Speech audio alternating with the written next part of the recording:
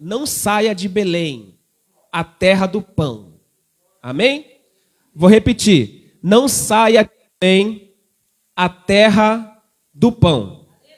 O capítulo 1 de Ruth, ou o livro de Ruth, está num contexto onde não existia rei.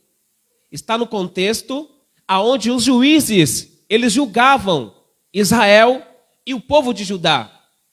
Mas a Bíblia vai dizer que os juízes, eles não agiam conforme os mandamentos e os estatutos do Senhor. A Bíblia diz, no capítulo 21, versículo 25 de Juízes, naqueles dias não havia rei em Israel, porém cada um fazia o que queria ou o que parecia bem aos seus próprios olhos. Então, nesse período dos juízes, do livro de Ruth, a Bíblia diz que cada um, cada família, cada pessoa fazia o que queria, fazia o que era agradável aos seus próprios olhos. Dentro do livro de Juízes, nós aprendemos que eles adoravam a Balaíns, adoravam a postes ídolos, virando assim as costas para Deus. O capítulo 1 de Ruth, versículo 1, nós aprendemos que nesses dias em que os juízes julgavam, houve fome na terra de Judá, a saber, na terra de Belém. Agora o que me chama a atenção é que essa fome que Deus está enviando na terra, não houve somente nos dias dos juízes. Segundo a Bíblia, essa fome houve também nos dias de Abraão. Gênesis capítulo 12, versículo 10, você vai ver, houve fome na terra. Não somente nos dias de Abraão, mas também nos dias de Isaac, também houve fome na terra. No capítulo 26, versículo 1 de Gênesis, está escrito: houve fome na terra, assim como nos dias de Abraão. Só que não para por aí. Eu comecei a estudar e a meditar. Por que Deus, algumas vezes, manda fome sobre a terra? Por que Deus está mandando fome sobre a terra, principalmente na terra de Belém, de Judá? Eu aprendi no capítulo de número 26 do livro de Levítico, ali no versículo 18 até o 20. O capítulo 26 de Levítico, melhor dizendo, vai dar algumas orientações por Moisés, o próprio Deus dando orientação. E Deus vai dizer para eles assim: se vocês obedecerem a minha voz, se vocês guardarem os meus estatutos, se vocês não fazerem ídolos, nem imagem de escultura, e não se dobrar perante eles, eu vou abençoar a sua terra, eu vou abençoar a sua plantação, eu vou abrir o céu e derramar chuva no tempo determinado. Só que Deus também vai dizer que se o povo não obedecesse os seus mandamentos, se o povo não guardasse os seus estatutos, olha o que Deus ia fazer. Capítulo 26 e versículo 18.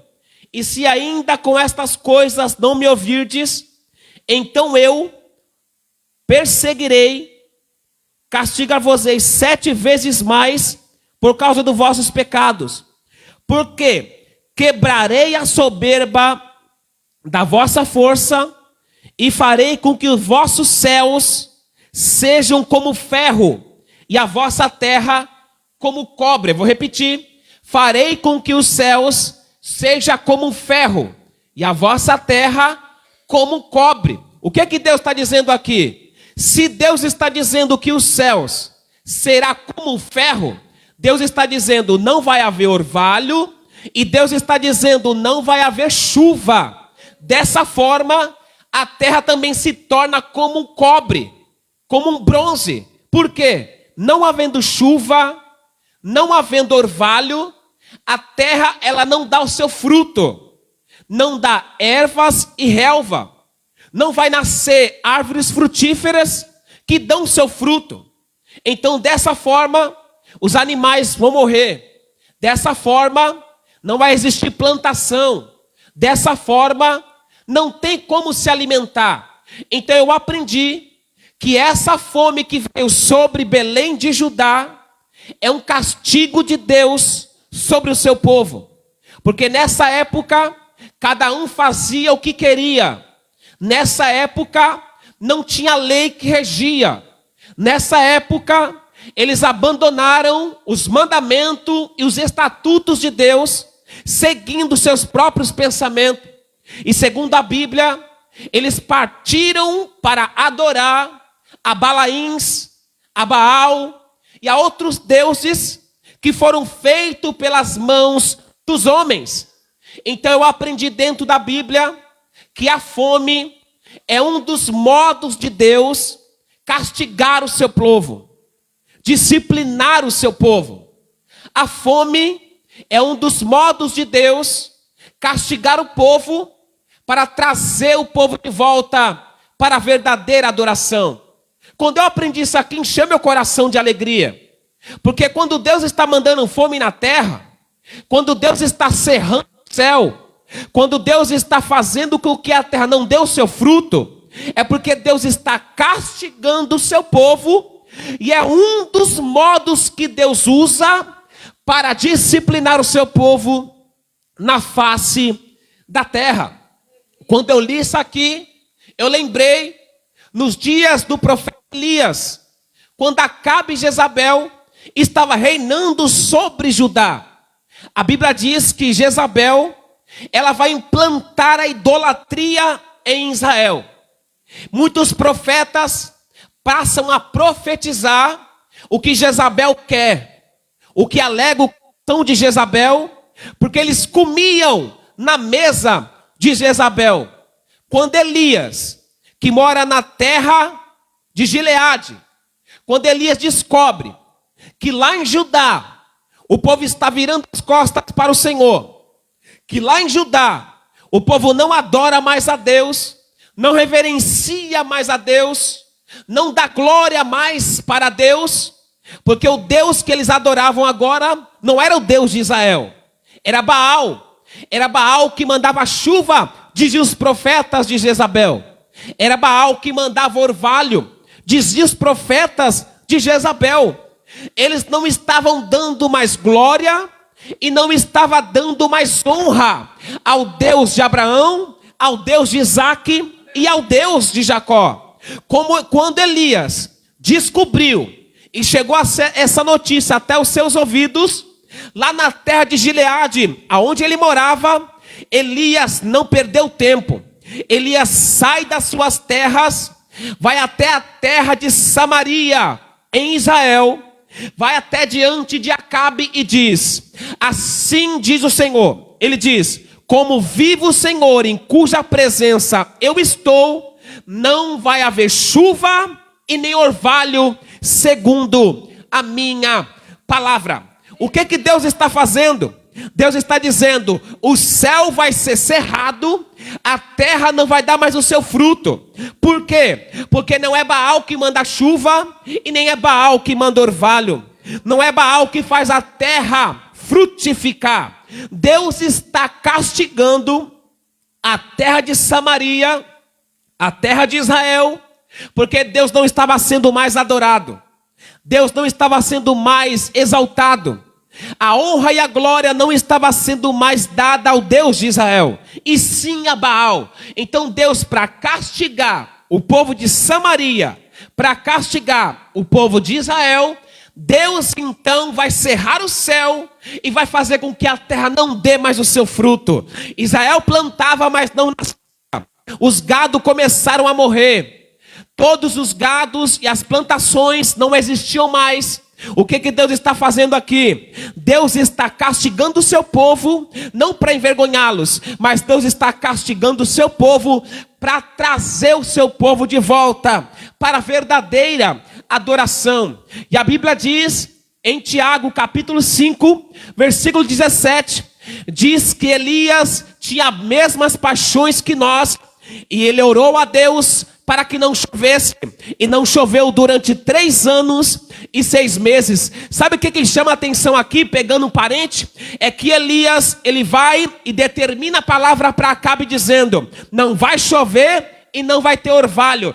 Mas Tiago diz para nós que ele não vai para casa dormir. Tiago diz para nós que ele não vai para casa deitar. Tiago vai dizer que Elias ora a Deus pedindo para que Deus não chove, cerra o céu e não chove. Diz a Bíblia que Deus ouviu a oração de Elias e não choveu durante 3 anos e 6 meses. A fome é o modo de Deus castigar. A fome é o modo de Deus disciplinar. Só que não é só a fome. Deus também, quando quer disciplinar alguém, Deus coloca algum tipo de enfermidade, ou Deus permite alguma tempestade soprar dentro da casa. Não é somente isso, mas Deus permite que aconteça alguma coisa na nossa vida particular. Deus permite que algo ruim venha acontecer para que nós recobremos a nossa visão e voltemos para a verdadeira adoração, que é o Deus de Abraão, Deus de Isaac e Deus de Jacó. Deus está dizendo com alguém aqui, por que Deus ele repreende e castiga? Está escrito no capítulo 3, versículo 19 de Apocalipse, eu repreendo e castigo todos quanto eu amo. Por que Deus está castigando o povo de Belém? Por que Deus castigou com fome o povo de Samaria? Por que Deus está fazendo isso? Porque Deus ama e castiga todos aqueles que Ele ama. Todos aqueles que Deus ama, Deus ele vai disciplinar quando está no erro. Todos aqueles que Deus ama, Deus vai castigar aqueles que estão no erro. Deus me trouxe aqui para falar para alguém, se você está passando por alguma dificuldade, é porque você não está dentro da vontade de Deus. Se você está passando por alguma dificuldade, é porque você está fora da vontade de Deus. Pode deixar, varão. Se você está passando por alguma dificuldade, é porque você não está dentro da vontade de Deus.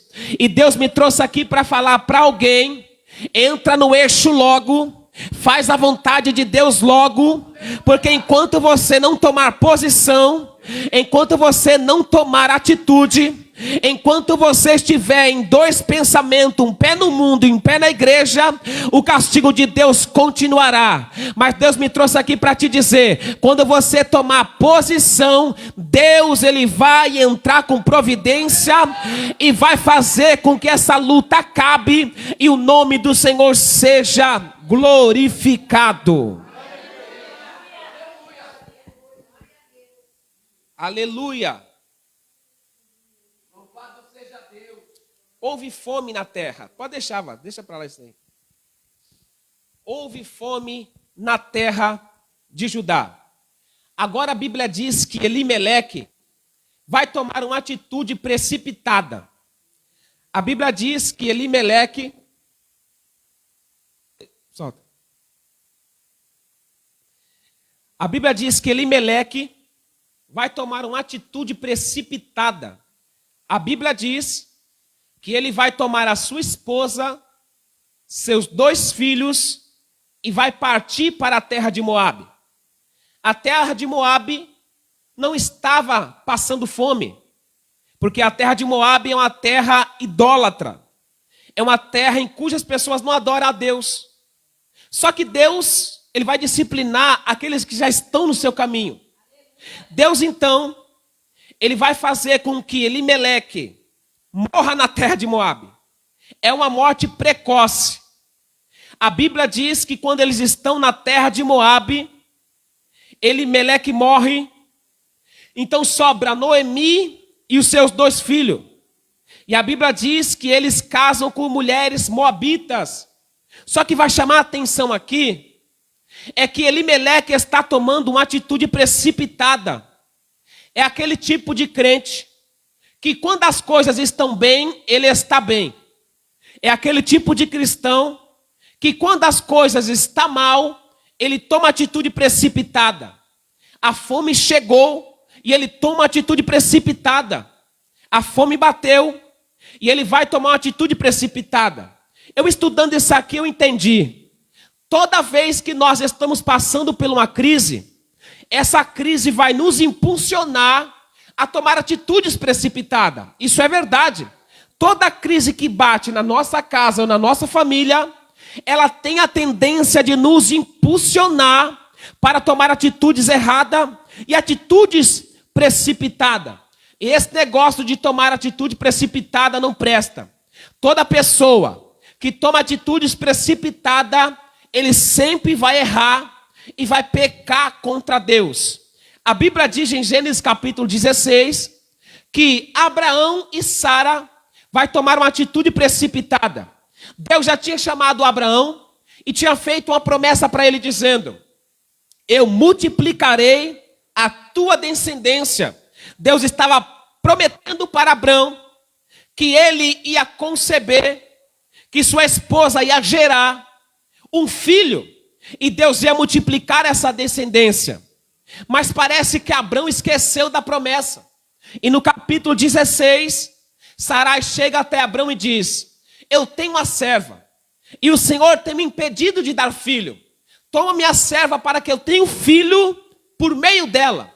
Parece que Abraão esquece da promessa. Abraão então se deita com Agar, serva de Sarai. Ela concebe e dá à luz um filho. E coloca o nome dele de Ismael. Qual é o primeiro problema da precipitação? Qual é o primeiro problema de uma atitude precipitada em meio à crise? O primeiro problema é quando Agar, ela concebe e dá à luz um filho e coloca o nome de Ismael. A Bíblia diz que quando o menino nasceu, Agar começa a desprezar a sua senhora. Agar começa a desprezar a Sarai porque ela é estéril.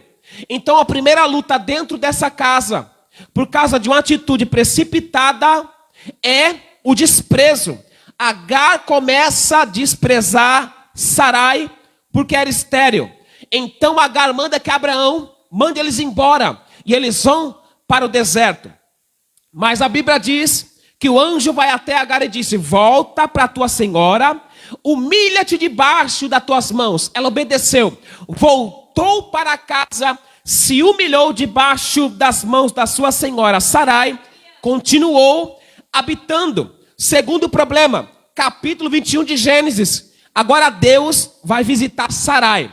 E quando Deus visita Sarai, a Bíblia diz que ela fica grávida de Abraão e ela concebe e dá à luz um filho e coloca o nome de Isaque. Nesse período, Ismael já era grande. Nesse período, Ismael já era uma criança.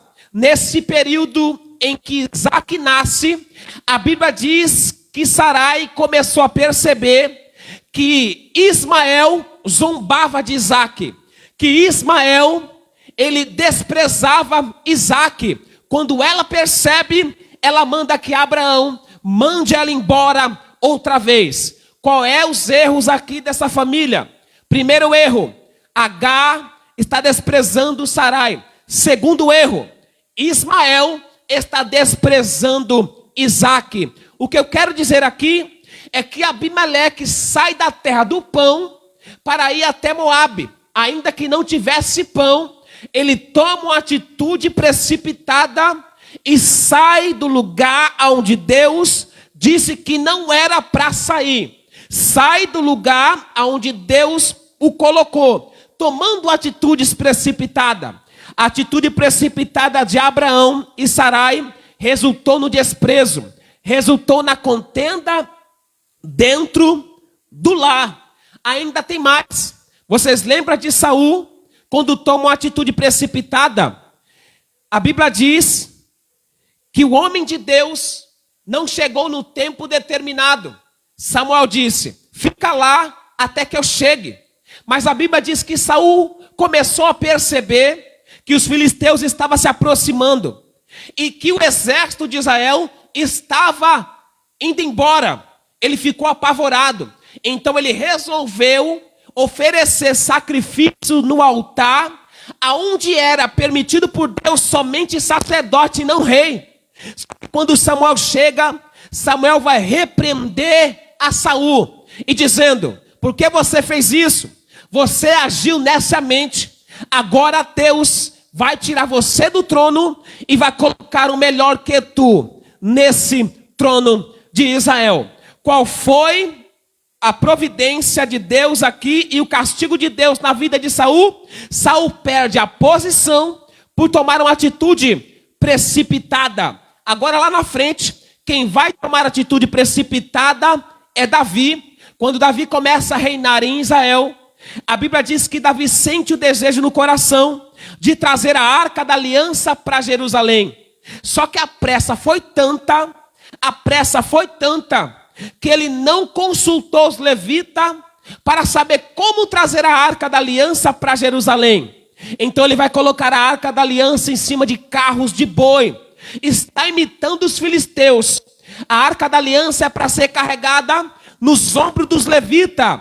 Quem era carregado nos carros de boi era deuses pagões. Quando Deus olha do céu, Deus não se agrada. E a Bíblia diz que quando eles estão indo para Jerusalém, lá na frente os bois tropeçaram. Uzá vai pegar na arca, tipo, não deixa a arca cair. Mas a Bíblia diz que Deus fulmina Uzá e ele morre na mesma hora. Resultou na morte. Aleluia! A palavra de Deus aqui é essa: não tome atitudes precipitadas em meio à crise, ainda que o cálice esteja apertando, ainda que as coisas estejam difíceis, ainda que tudo parece que vai mal a pior. Deus me trouxe aqui para falar com alguém: não tome atitude precipitada, não tome atitude de cabeça quente. Não tome decisões de cabeça quente. Não deixe a crise te influenciar a tomar atitudes que sejam precipitadas. Abraão tomar atitude precipitada, houve contenda dentro da sua casa. Aleluia. Saul tomou atitude precipitada, perdeu a posição. Saul também, Davi tomou atitude precipitada, Uzá morreu. Deus me trouxe aqui para falar para alguém: em toda atitude precipitada que você tomar ou eu tomar, sempre algo de ruim vai acontecer. Então Deus está dizendo: não esquenta a cabeça. Deus está dizendo: descansa. Deus está dizendo: relaxa. Mas não tome atitudes precipitadas, porque lá na frente você vai colher o fruto amargo da atitude precipitada. Deus me trouxe aqui para falar com alguém: descansa a cabeça, esfria a cabeça, não tome atitude precipitada, busque a Deus, fique tranquilo e Deus vai te dar vitória na hora certa e no momento certo.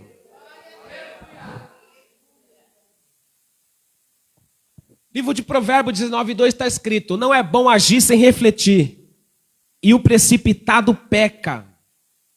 Esse negócio de agir precipitadamente resulta em um resultado ruim.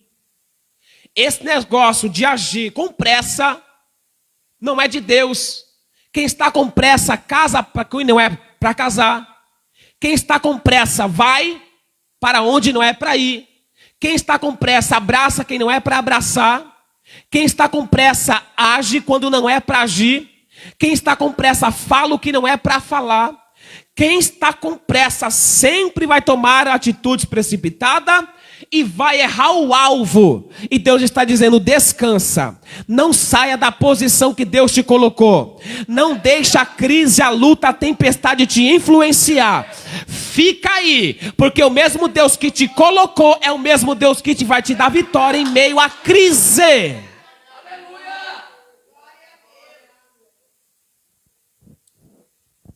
Ele sai para as terras de Moabe. O capítulo 1 diz que houve fome na terra. Mas olha agora no versículo 6. Porquanto na terra de Moabe ouviu-se que o Senhor tinha visitado o seu povo, dando-lhe pão. Opa, então peraí. O capítulo 1 houve fome na terra. Mas no versículo 6, Deus visitou o seu povo trazendo pão. Sabe o que eu aprendi aqui? Toda luta tem um prazo determinado para acabar. Nenhuma luta é para sempre. Pode estar na escassez hoje, pode estar na tempestade hoje, pode estar passando fome hoje, a coisa pode estar apertando hoje, mas Deus manda trazer a palavra para alguém. Isso aí é passageiro. O mesmo Deus que mandou fome na terra é o mesmo Deus que mandou pão. Ou seja, essa luta é passageira, vai acabar. Não durará para sempre.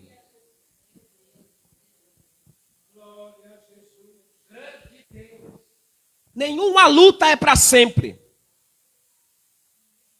A Bíblia diz, Jeremias 25:12.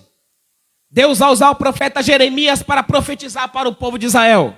Vocês vão ficar no cativeiro 70 anos. Não passou. Com 70 anos, Deus tirou o povo. A Bíblia diz, em Atos dos Apóstolos, capítulo 4, verso 22, que aquele homem do capítulo 3, que era coxo de nascença, ao qual Pedro disse, em nome de Jesus, levanta e anda. A Bíblia diz que ele tinha 40 anos de idade quando aconteceu esse milagre. Peraí, ele era coxo de nascença, fez 1 ano coxo, 2 anos coxo, 10 anos coxo, 30 anos coxo. Quando deu 40 anos, parece que eu vejo o Deus do céu. É agora. Assinou embaixo. A tua luta vai acabar aqui, agora. É um tempo determinado, não é para sempre. Eclesiastes 3:1 está escrito: tudo tem o seu tempo determinado por Deus. E há tempo para todo propósito debaixo do céu. Há tempo de plantar e há tempo de colher. Há tempo de abraçar e há tempo de se apartar. Há tempo para todas as coisas. Deus está dizendo, não é para sempre, é passageiro, vai passar. Então fica na posição que Deus te colocou, porque isso aí é passageiro. É só para Deus mostrar alguma coisa para ti, ou para ensinar alguma coisa para tua casa, para moldar o teu caráter e para fazer você amadurecer. Mas Deus manda eu trazer para alguém aqui, essa luta é para sempre, é passageira. Passageira. A Bíblia diz que quando ele chega na terra de Moabe, Elimeleque morre, ficando somente os seus 2 filhos. Ficou Noemi, Malom e Quilion. A Bíblia diz que eles vão casar com 2 mulheres moabitas. Foi o que me chamou a atenção. A terra de Moabe é uma terra que Deus disse, no capítulo 23, verso 3 de Deuteronômio: Moabe nunca entrará na congregação do Senhor. A Bíblia diz que Moabe, os moabitas, Moabe é um dos filhos de Ló. É um fruto funesto de um relacionamento incestuoso. Porque Ló coabitou com as suas 2 filhas, nasceu Moabe. Cresceu a descendência, se tornaram os moabitas. Esses moabitas, eles não receberam Israel com pão e água quando Israel estava peregrinando para Canaã. A Bíblia diz que foram essas mulheres que induziram Israel a se prostituir. No capítulo 25 de Números. Agora Malom e Quilion vai casar com essas mulheres. A Bíblia diz que Deus, ele sempre rejeitou o casamento com mulheres pagãs. Deuteronômio capítulo 7, versículo 3 e 4, Deus está dizendo, para não casarem com mulheres pagãs, mulheres de outras nações, que não adoram o mesmo Deus. Vou abrir um parênteses aqui agora. O mesmo Deus de ontem é o mesmo Deus de hoje e vai ser o mesmo Deus de amanhã. Alguém já pegou? Deus está dizendo aqui para o solteiro: nunca casem com mulheres moabitas ou homens moabitas.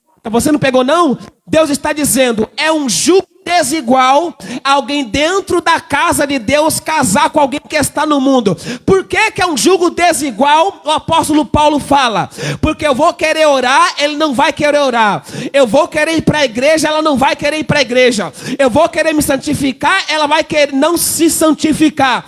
É um jugo desigual. E a tendência é, qual é o mais fácil?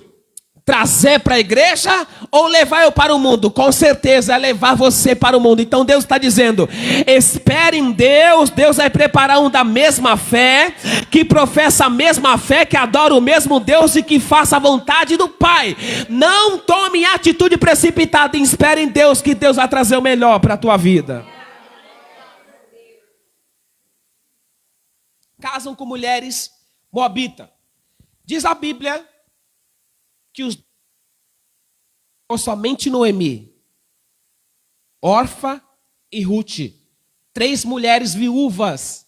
E sabe o que é ser viúva nessa época? É sofrer.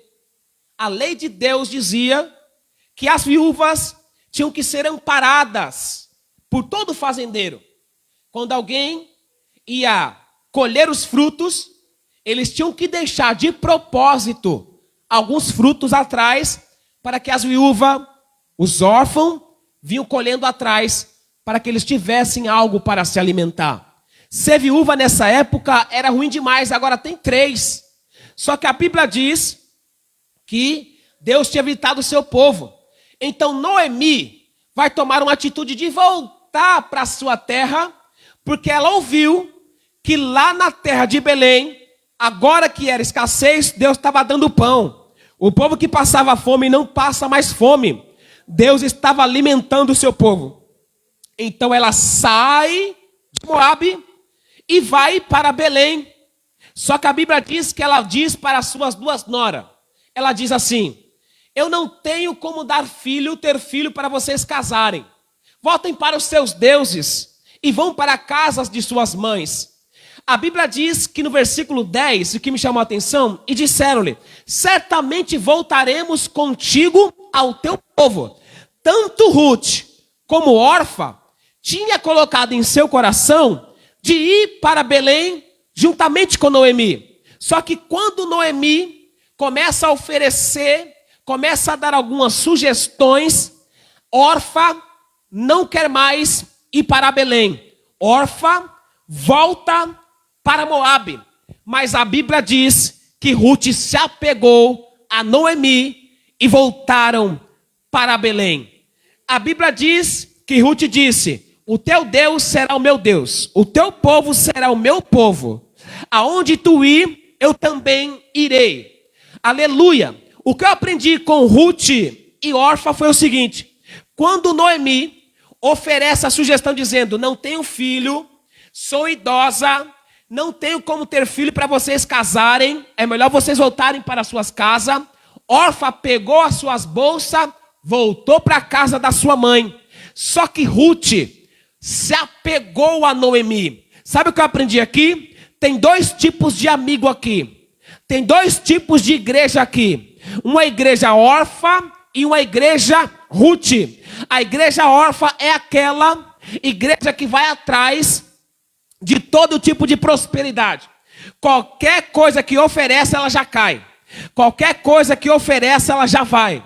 Ela só foi embora porque Ruth disse, não tenho como ter nada, não tenho como te dar filho, não tenho como te oferecer nada. Ela pegou a bolsa, foi para sua casa. Mas Ruth olhou para Noemi e disse, você não pode ter nada para me oferecer, você não pode ter filhos mais para eu casar, mas mesmo assim eu estou contigo. Ruth está dizendo, eu estou com você na fartura, mas eu também estou com você na escassez. Esse é o tipo de amigo que eu quero ter. Eu não quero ter amigo órfã, que só está comigo na bonança, quando eu tenho dinheiro no bolso. Mas eu quero ter amigo Ruth. Se eu estou na bonança, está comigo. Se eu não estou, está me abraçando. Sabe qual é esse amigo? É Jesus de Nazaré. Você tendo ou não tendo, ele te abraça e está contigo na tua casa. Eu disse que a viuvez, ela é um caso delicado nessa época. Sofria demais. Tem 3 viúvas. Uma vai embora para sua casa. Só que Ruth se apega em Noemi. Aqui fala de união na crise. Aqui fala de união na adversidade. Ruth se apega em Noemi. Está na crise, mas eu estou junto. Está na adversidade, mas eu estou junto. Está passando fome, mas eu estou junto. Sabe qual é a atitude de uma família vitoriosa? Não é quando tudo está bem. Sabe qual é a atitude de uma família vitoriosa? É alguém que olha e está dizendo, a casa está quase caindo, mas eles não se separam. A coisa está feia, mas não se separam.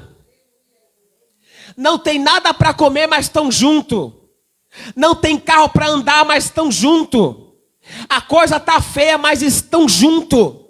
E eu vi dentro da Bíblia que a união, ela traz bênção para o seu povo na terra. A família na crise não tem que se separar. A família na crise tem que se ajuntar, pegar um na mão do outro e dizer, vamos junto. Se nós vamos chorar junto, vamos cantar junto, vamos rir junto e vamos chorar também junto. Deus, quando olha do céu essas atitudes, Deus tem o prazer de derramar a bênção tal dentro dessa família que está unida na crise. Deus manda trazer algo para alguém aqui. A tendência quando está na crise é se separar, mas na ótica de Deus é se ajuntar. Deus está dizendo, se a crise bateu na tua casa, não se separe. Se a crise bateu na tua casa, se una. Porque na união Deus derrama a bênção e a vida eterna para sempre. A união é tão poderosa na crise, que em Êxodo 17, versículo 8 em diante, a Bíblia diz que os amalequitas vieram pelejar contra Israel. Mas Josué, Arão, Ur e Moisés deram as mãos, e todo o exército de Israel se ajuntaram em um só propósito. Ainda que os amalequitas fossem mais fortes, ainda que os amalequitas fossem sanguinários, eles se ajuntaram. Josué estava na frente da batalha. Moisés disse, eu vou para cima do monte e vou interceder. Mas Josué já estava avançado em idade. Moisés estava avançado em idade. Não conseguia ficar com as mãos levantadas por muito tempo. Então Arão e Ur pegaram nas mãos de Moisés, colocaram as cadeiras para ele sentar. Ur levantava a mão de Moisés de um lado, Arão levantava a mão de Moisés do outro lado. Enquanto a mão de Moisés estava estendida, Josué vencia a batalha. Mas enquanto a mão de Moisés abaixava, os amalequitas venciam a batalha. Quando Arão e Ur percebeu, eles pensaram, vamos se unir. Colocam a pedra para Moisés sentar. Arão, segura no braço levantado, eu seguro no outro. A Bíblia diz que eles ficaram com o braço segurado, com as mãos de Moisés levantava. E a Bíblia diz que Israel venceu aquela batalha naquele dia. Agora, por que venceu? Não venceu porque eram poderosos. Por que venceram? Não venceram por causa da espada e da lança. Por que venceram? Venceram por causa da união. A união traz vitória na família.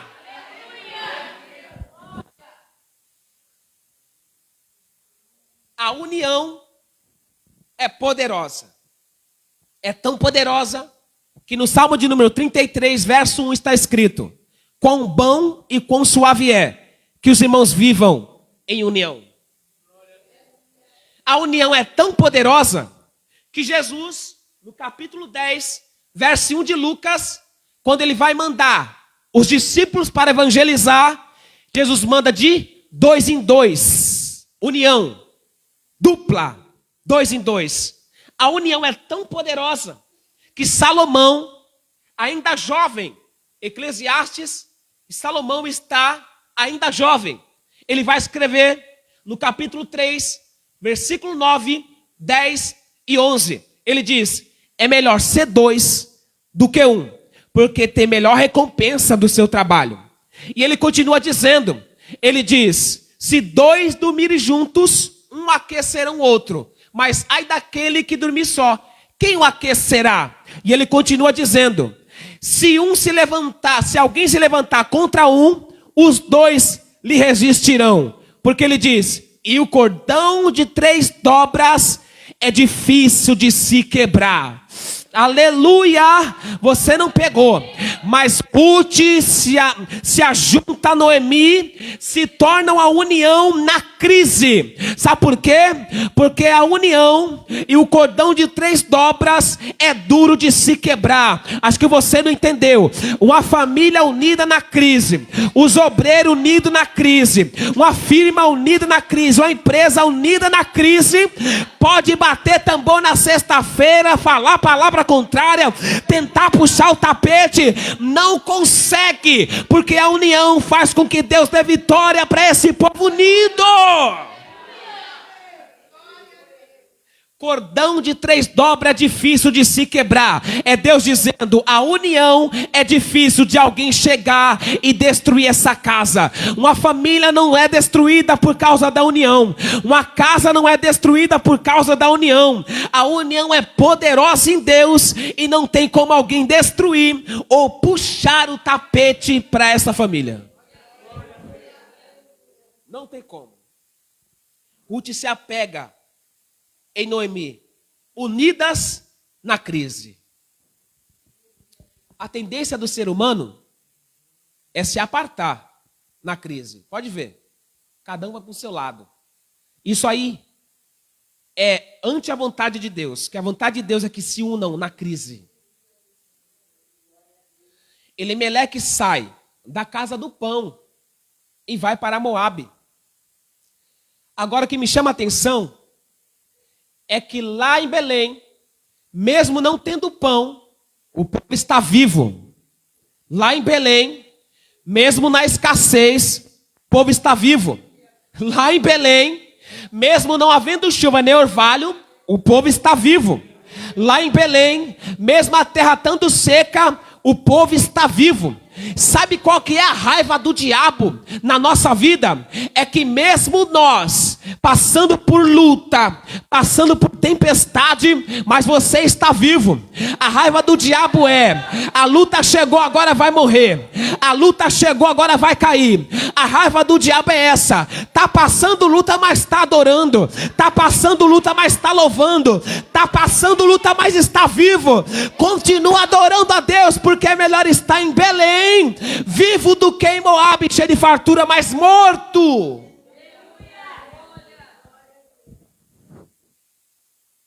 Está na escassez, mas está vivo. Está na luta, mas está vivo. É melhor estar vivo em Belém, na escassez, do que estar na fartura, morto em Moabe. Posso falar a verdade? Tem gente que na crise corre. Tem gente que na crise abandona. Tem gente que na crise quer mudar de ministério, quer mudar de esposo, quer mudar de esposa. Tem gente que na crise quer ir para Moabe, porque Moabe é uma terra fértil. Moabe é uma terra que tem frutas. Moabe é uma terra que a terra está dando fruto. Em vez de ficar em Belém, onde Deus colocou, quer ir para Moabe, onde Deus não mandou ir. Se for para Moabe, vai perder. Se for para Moabe, vai ter perca. Deus está dizendo aqui, aqui é a terra do pão, mesmo não tendo pão. Aqui é a terra do pão, mesmo não tendo pão. Deus não vai deixar faltar pão sempre. Deus está visitando aí, trazendo pão, trazendo vitória para a nossa vida. Se coloque em nome de Jesus de pé, em nome de Jesus.